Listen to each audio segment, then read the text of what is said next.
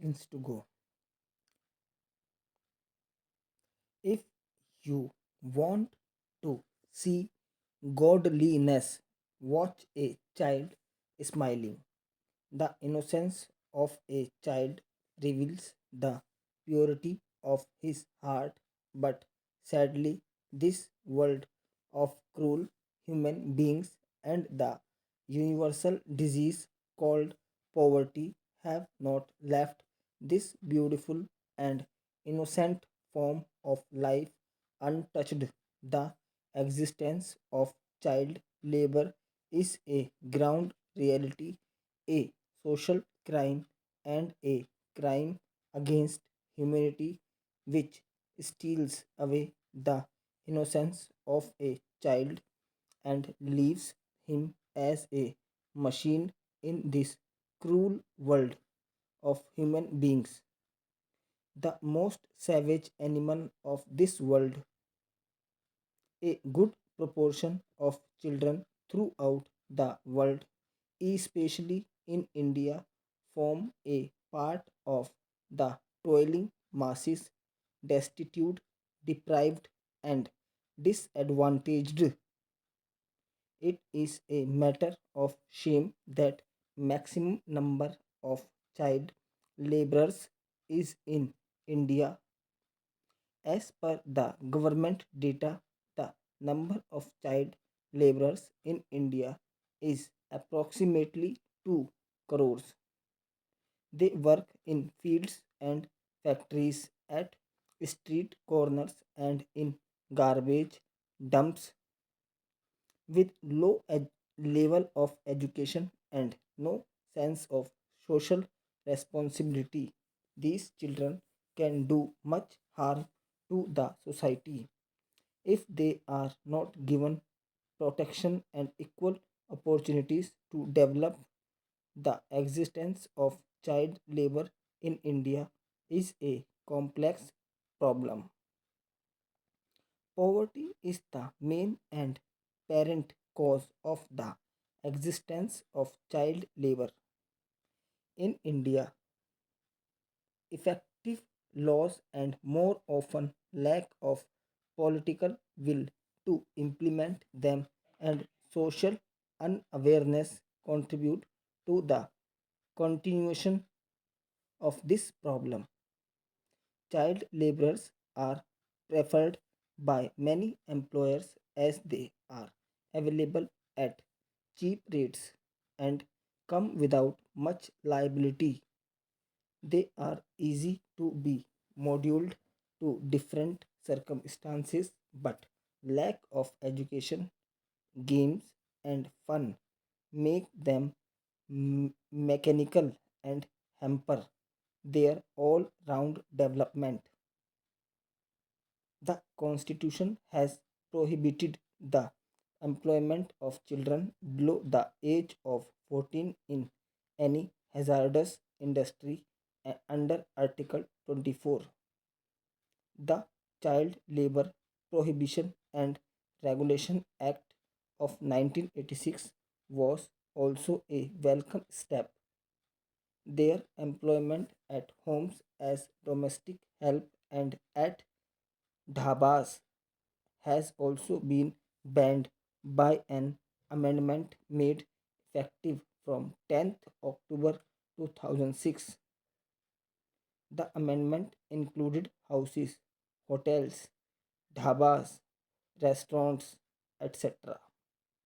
In Part A of a Child Labor Prohibition and Regulation Act 1986, by recognizing the above mentioned places as places of hazardous occupation, but the reality is far away from what was expected.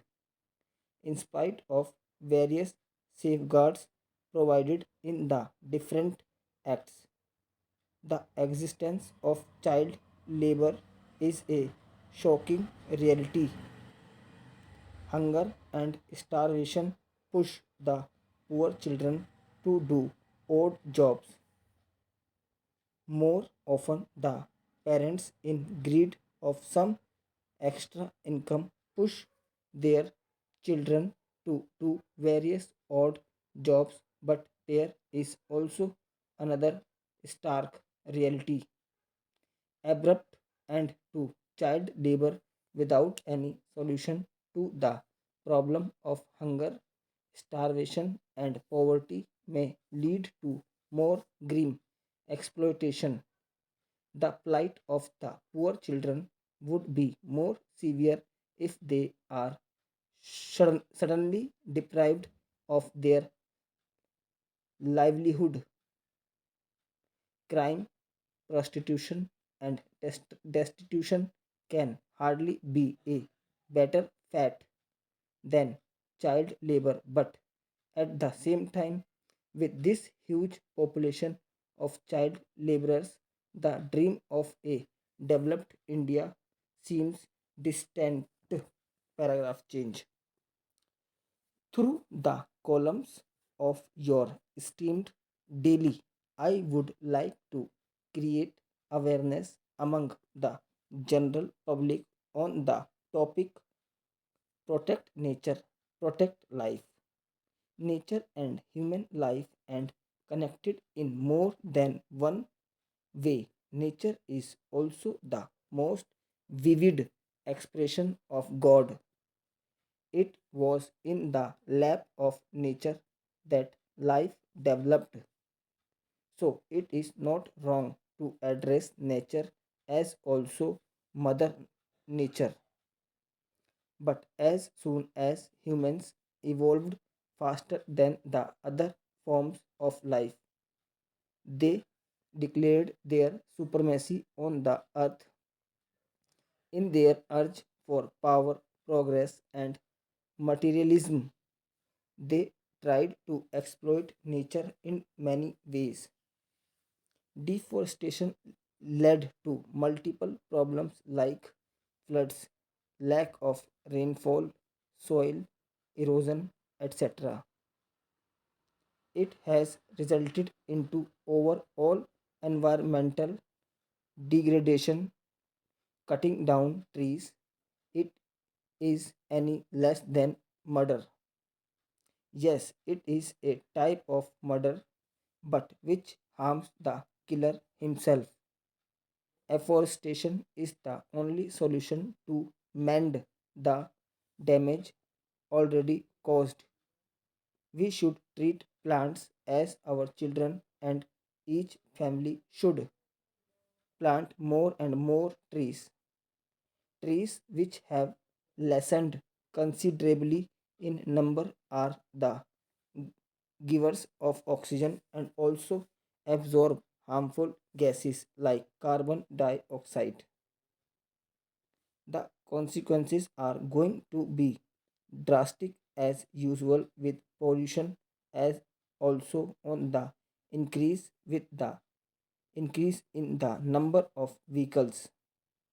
Gases like carbon dioxide, sulfur dioxide, and carbon monoxide have increased, but there are not many trees to absorb such gases.